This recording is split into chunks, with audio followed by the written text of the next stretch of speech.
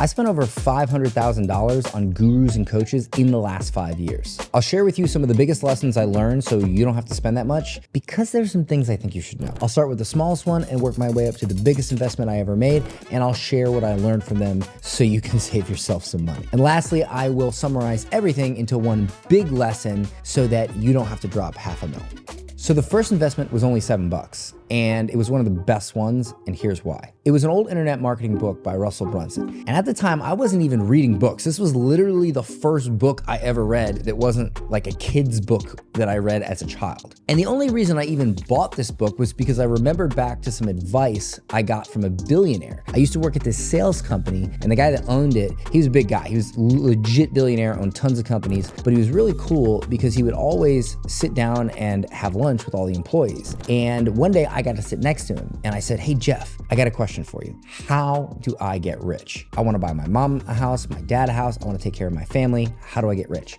And he looks at me and he says, "Okay, how many books do you read every single week on money, on business?" And I was like, "I don't read any books on that."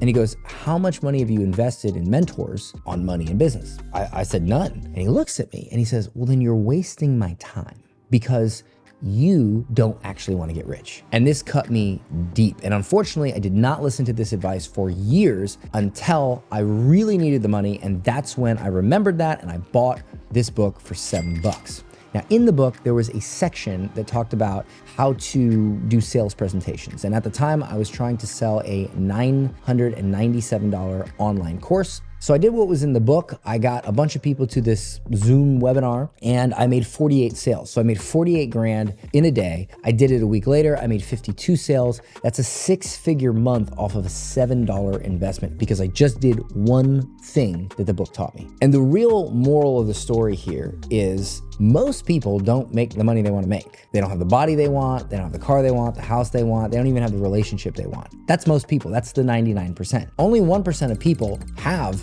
the money and the life. But the funny thing is 99% of people want what the 1% have. So if you want a 1% life, you can't behave like the 99%. The 1% are the 1% because they do 1% things. They read books on how to get rich. They invest in mentorship. They get up at 5 a.m. They eat clean so they can stay focused. They do all this 1% shit so that they can make 1% money. Like, it's not hard to grasp. Unfortunately, I did not grasp it, and that's why I was broke most of my life. The next investment I made was $30,000, and this is where I can save you thousands and thousands of dollars. So when I bought Russell's book, I felt bad that I had made hundreds of thousands of dollars, and later that year, we ended up doing like 2.9 million in that year. So I bought his $30,000 mastermind. Now, this is a group of people who buy into this mastermind. They meet in Boise, Idaho, and they mastermind. They're there to learn from Russell and just elevate their business. And even though I invested 30 grand, I never went. And I never went because I was deathly afraid of flying at the time. I've gotten over it since, but I didn't want to get on a 6-hour flight to go from Florida to Boise, Idaho. So I never went. But I watched the recordings, and here's what I can tell you. When I watched the recordings, I found that they didn't cover anything new in the meetings. It was all in Russell's book. Like, it was all there.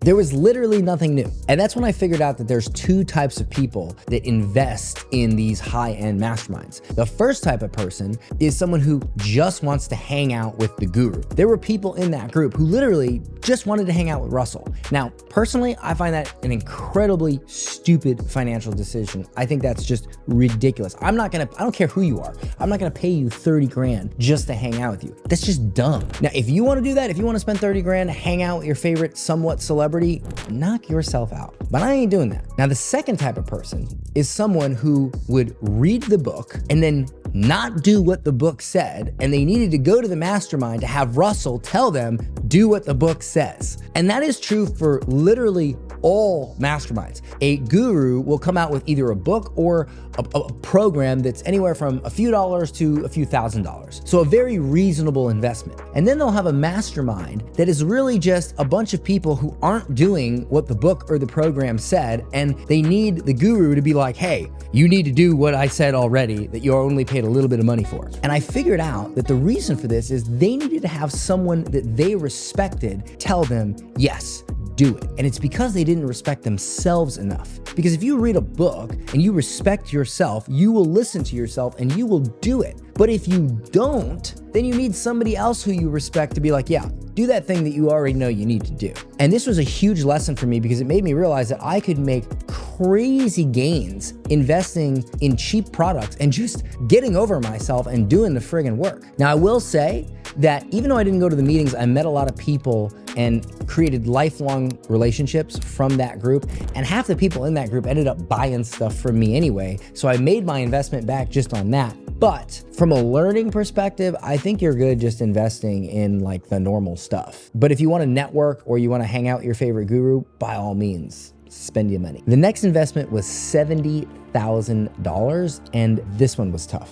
There came a point where my business started falling apart because I created a product, it was doing very, very well, and then I got bored. So I started creating more products and more products and more products and more products. And I became so distracted with doing all these different things that my income dwindled every single month down to the lowest point it had got to in 2 or 3 years. And that's when I discovered Sam Ovens. And I invested $35,000 in his quantum mastermind for 2 years. So that's $70,000. And it was at a time when I had literally the least amount of cash in the bank. And so I needed help the most. So I fly up to New York and I go to this mastermind and I'm thinking, okay, now I'm gonna learn this stuff. Sam, he's all, I'm Sam, I'm smarter than you because I have this New Zealand accent. If you like horses, that doesn't mean that you should be a horse. So I get there and the first 3 hours, all he's talking about is diet. Literally, like what you're eating for mental clarity. And I'm like, why did I just pay all this money to talk about diet? But I'm looking around the room and I'm noticing that the people in that mastermind were at a much higher level than any other mastermind I'd ever been in. And Sam was crushing it. So I got over myself again and decided to listen. And so at one point I asked Sam like, hey, what should I do? How do I fix this? And he's like, how many products do you have? You know, with his little rubbing of the chin thing he's got going on. And I was like, oh, I got like 11. And he's like, okay, you need to delete 10 and only focus on 1. And I'm like, delete 10? Yes, he told me to delete 90% of my products. So I went home after that mastermind and I really thought about it. I said, all right, this is what he said to do. I'm gonna do it. I deleted 90% of my products. I focused on 1. And within a few months, I was at $500,000 a month in sales, up from only like 60 or 70. And again, it was because I got to a point where I didn't respect myself. I literally knew I should only focus on 1 product, but I needed to pay $70,000 to have somebody with a New Zealand accent tell me, focus on 1 thing. And it was worth it. Now, he also taught me something else that literally changed the game for me, but I'm gonna save that one for the end because it's literally the entire essence of everything I've ever invested in. But the lesson here is, do not invest in mentorship when you are good. Meaning, you're making a lot of money? Well, then you don't need it. Because if you invest in mentorship then, you might get shiny object syndrome and you might mess up what's working. You need to invest in mentorship when things aren't going well, because that's when you need a course correction. That's when you need help. Most people, they do it backwards. They invest when things are going well. Oh, I got the money. Well, yeah, now you go invest, you listen to some dude and he tells you to do something else and then you screw everything up. Invest when you have the least, not when you have the most, because that's when you need the most help. The next investment was $50,000, but it was for only a 2-day event. And here's why it was worth it. Several years ago, I got asked to speak at an event held by a guy named Dana Derricks. Now, I thought there was gonna be like 200-300 people at this event. And so I get to the hotel, I get to the room, and there's like 15 people. And I'm like, oh my God, what the heck? And I felt worse for Dana, who was the guy that was running the event, because I knew he was gonna be selling something at the end of the event. And I thought, how's he gonna make any money? There's only 15 people here. That's when I met a guy named Myron Golden. So I get up on stage, I do my thing, I teach all this technical tactics and really good stuff. And after my speech, Myron comes up to me and says, man, you're a really good speaker. You know, you should really do this more. You should make a thing out of it. And I was like, oh, thanks, you know. And I took that compliment seriously because I heard from Russell Brunson and several other people that Myron was like the best speaker in the world. He was the best stage seller in the world. So I was really excited to see his speech. So he gets up on stage,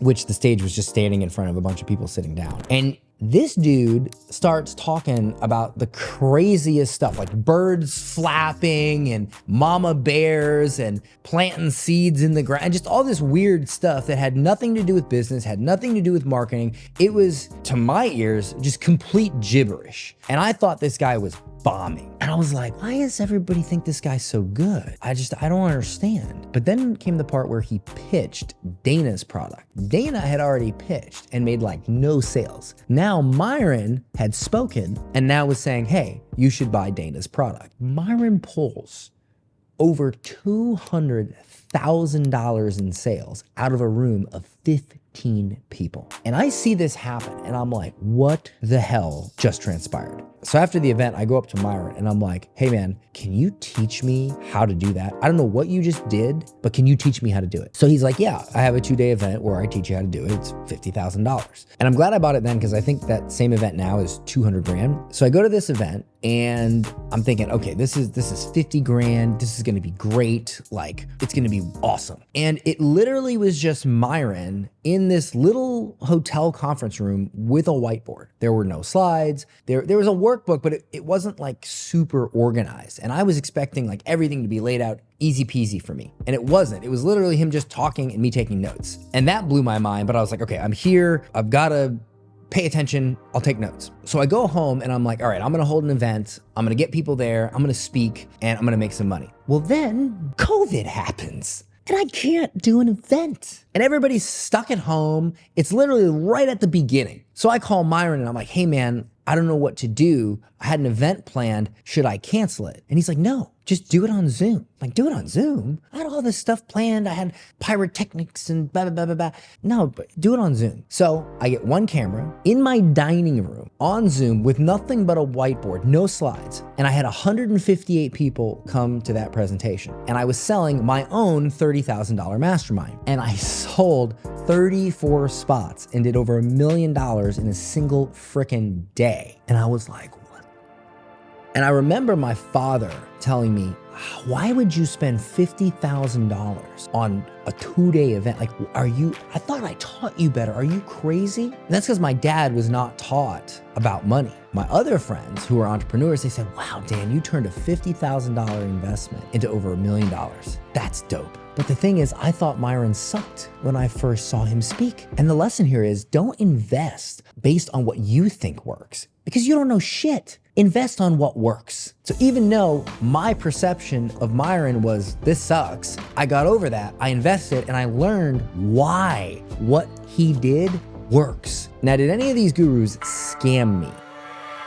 Yes. In the total of the $500,000 I spent, there was one investment where I spent about 30 grand on coaching and IG shoutouts, meaning buying shoutouts from other Instagram pages to grow my following so I could then sell the followers on my products and services. This guy totally screwed me because not only were all the followers I got just complete garbage, but I didn't even get what was promised. And I ended up arguing with the guy and getting a full refund. And the only reason I got a full refund was because at that point I had a name in the industry and he knew if I said something publicly, he was screwed. I can't imagine what it's like for people who don't have a name who get screwed at that level. So be very, very careful who you invest in and try to make sure that someone else you know or that you can connect with worked with that person, has got results, and they're not getting anything from telling you that it works. They're not getting an affiliate commission. They're not getting a referral fee. And a big lesson here is the best gurus will not tell you you will make money. They actually will tell you you won't make money. I personally, whenever I teach people to make money doing the things I know how to do, I say, listen, most people won't make money with this because you won't do it. It's not easy, it's hard. That's why you need my help. I'm very wary of anyone who says, oh yeah, you're gonna make all this money. No, BS. Because what if you don't do anything? Then you won't. So the first red flag of someone who is dishonest is someone who promises you will make money. Now, I don't want you to get scammed and I don't want you to have to spend that much on gurus. So here's $500,000 worth of advice condensed into 1 minute. So in my second year of being in Sam Ovens' mastermind, I fly to New York, I sit down, and guess who comes in and sits down next to me? Alex Becker. So we start chatting it up and exchange numbers, and he was only there for maybe an hour or two. And at one point, me and Sam start having a debate on tracking. Tracking meaning knowing where your sales are coming from different traffic sources on the internet. And Becker starts listening to this very intently. All of a sudden, gets up and walks out of the mastermind and just doesn't come back. So I text him and I'm like, dude, where'd you go? And he's like, I'm getting on a plane. I'm out. I got what I need. I'm like, what do you mean you got what you need? He's like, I got it. I got everything I need. I don't need to be there anymore.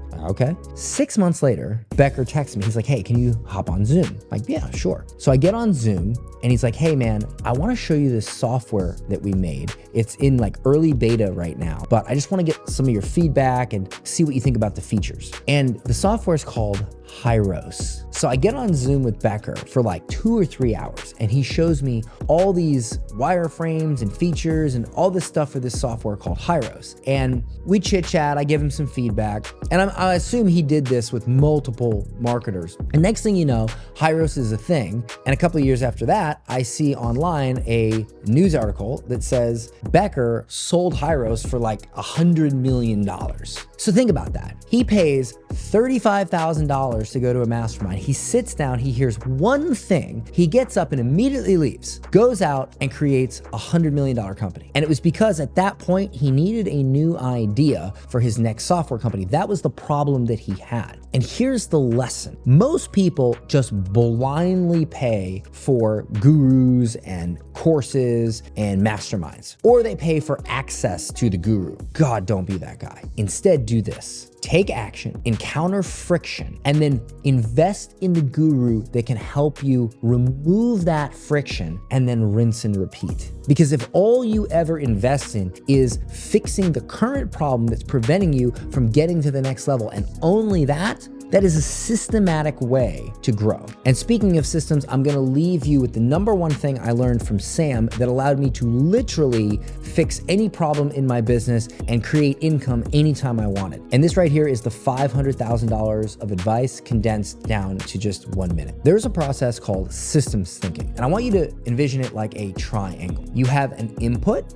and then you have an output, and then you have analyzation. So in other words, you do something, you see what happens as a result, and then you study that thing and make changes, and then you do it again. So you change the input. A very simple example would be if I create a sales video for one of my products and I send a bunch of people to it. That's the input, right? That the sales video is the input. Let's say 1,000 people watch that sales video and 10 people buy. That's a 1% conversion rate. 1% of people bought after watching the video. Input is the sales video, 1% conversion rate is output. So now I assess and I study what happened and I figure out how can I get that to say 1.5%, 2%. I make a educated guess on how I can do that and I change the input. That could be re-recording the video, editing it differently, whatever. And then I do it again. And then I assess the output. And if I do this enough times, it will go up, up, up, up, up. One time I created a sales video for a program and it completely bombed. It took me 7 versions of that video before it started working. And that ended up making me millions of dollars. Most people would just quit at that first or second video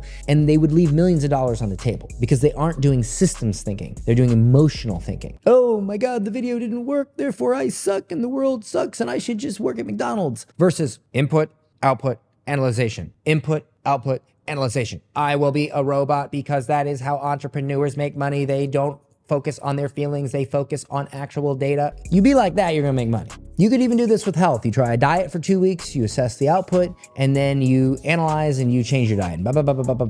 Literally, systems thinking will help you in any aspect of your life. Also, check out how I make $100,000 a month on School, which is Sam Ovens' new software, and I'll see you in the next one.